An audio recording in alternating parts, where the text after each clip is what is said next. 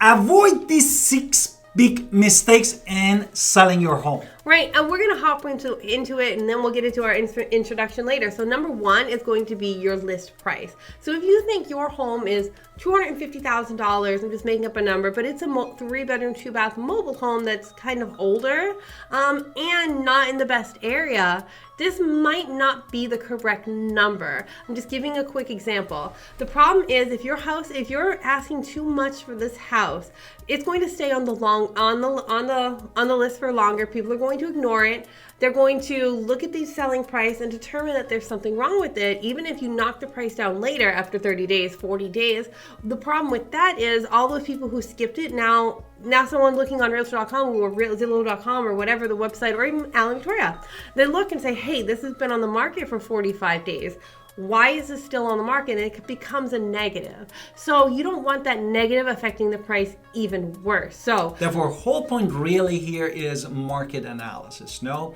Therefore, as my wife said, your house, anybody that's looking your house, looking at the neighborhood and the sales that happens in your neighborhood. No? Right. Therefore, comparing those prices in the 6 to 9 months, and also in the vicinity, like a half a mile to 1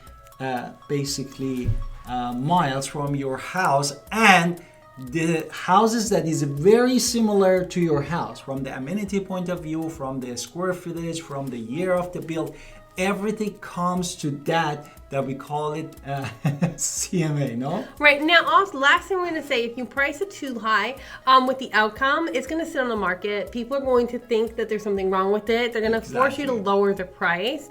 And it's going, now if you put your house correctly on the market, you're going to get multiple offers. You're probably going to get above ask price if it's an amazing home. And that's always a great thing. Now,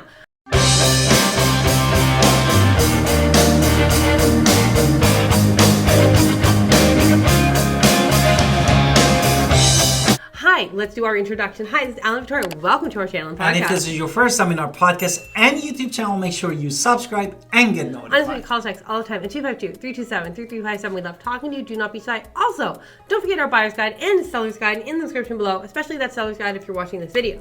Exactly. Therefore, we're talking about correct pricing. Now we're going to talk about home staging. Home staging. Therefore, the second thing that is super important after the pricing is those beautiful pictures and how you present your presence of your home online. Right, now your home online, not just online, in person, because if somebody comes to look at the house and they see your dirty laundry there, they're gonna think you don't take care of your house, even if of course it's laundry day. So staging really, really matters, because that is how much people think the house is worth, and if you leave it dirty, people won't think it's worth as much as if it's clean.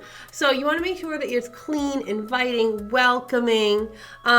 Real estate agents have a couple of videos about the staging of the home that you can watch, but really whole point is decluttering as much as possible, deep cleaning, and make sure the home, as my wife said, is welcoming for people that they come, and depersonalize basically your home. Putting all these pictures and frames for you and your loved one is not going to help buyer to see themselves in your home. Next thing, number 3, we're going to talk about is effective marketing strategy. So this is something that happens in the online age, right? So most people begin their searches online. They go to those websites I mentioned already. They go to my website or our website, Alan Victoria. They start their searching online, and then they're going to look at the ones that are the prettiest ones that match, right? Exactly. So the well-presented ones get the most clicks.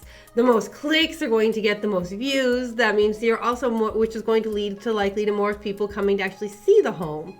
And also, that's why we need those beautiful pictures with the professional photography. Next thing we want to talk about with that one as well is social media strategy. Exactly. So beyond using all those websites, Instagram, Facebook, you should be sending your agent should be sending the house to a broader audience. Exactly. Therefore, marketing in the deep, not only your house is going to go to Zillow.com, Realtor.com, Trulia, and all those websites, but also online presence, as my wife said, is going to help to boost your presence in the eyes of the home buyers. So a digital marketing strategy is not just we throw it online and then we hope somebody comes to take a hit. No, we're going to have a strategic strategy in place, organic versus dedicated marketing strategy, where we're going to kind of make sure that we're having long-term interest looking at this home.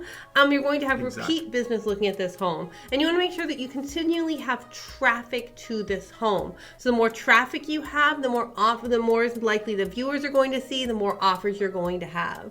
Therefore, so far, really, we focus on 3 mistakes that you shouldn't say. If you overprice your house, what was the second one? Not staging your house, and which basically doesn't help the good presentation of your house. And the third one is really the marketing, which is super important. Just to give you a real world example, when we were selling our home and we had an agent, and we weren't agents at the time, it was our first home, she was doing a horrible job of selling our home. We were sitting on the market. So I took over because I understand digital marketing. And I said, you know what? This lady isn't doing digital marketing. She doesn't know what she's talking about with digital marketing. So I made some Facebook ads for ourselves, and I sold my own home. Even though I paid the agent to do the paperwork, I really sold the home because I understood digital marketing. Exactly. Therefore, this marketing, beside of the online presence of your home in the different national website, is play a big role in selling your home. And the next thing is communication. Communication is super important. Maybe you have a real estate agent, or maybe you're doing it yourself. You should definitely try to be getting as much feedback about your home as possible. I'm just going to use our own home and our first home as an example. When we bought our home, it didn't matter to us, but our neighbor had a junky backyard, and it was affecting the viewership of our home. Even though there was nothing I could do about the neighbor's junky backyard, absolutely nothing, because it wasn't my backyard. My backyard was beautiful and I had a big fence, but you could still see the construction stuff he had in his own backyard. This poor communication, really, it doesn't help you, especially if the people come, the potential buyers, to see your house. You need to be in communication with your agent, get their feedback, and see if it's over asking price. Try to have this strategy. And also, when we're talking about communication, understand that when we get defensive about our homes, we're not necessarily being the best sellers, because we're talking about what we cannot do, instead of saying what is the amazing parts of the home. So remember, communication is important, and understanding not every house is for every person. Next thing you want to say, number 6, is if you choose the wrong person, choosing the wrong agent. Exactly. Therefore, all of this above that we were talking about is come to the basically connecting with the right real estate agent that's going to help you to navigate you through this process with the lesser stress. I mean, the basic rule of thumb with real estate agents is 10% of all real estates in a market actually do 90% of the work of the market. Exactly. So you want to make sure that you're connecting with someone who does the work. There are a lot of agents out there that they do one listing a year, one house a year, or one buyer a year. Their lack of experience doesn't come with age, it comes with how much they actually produce.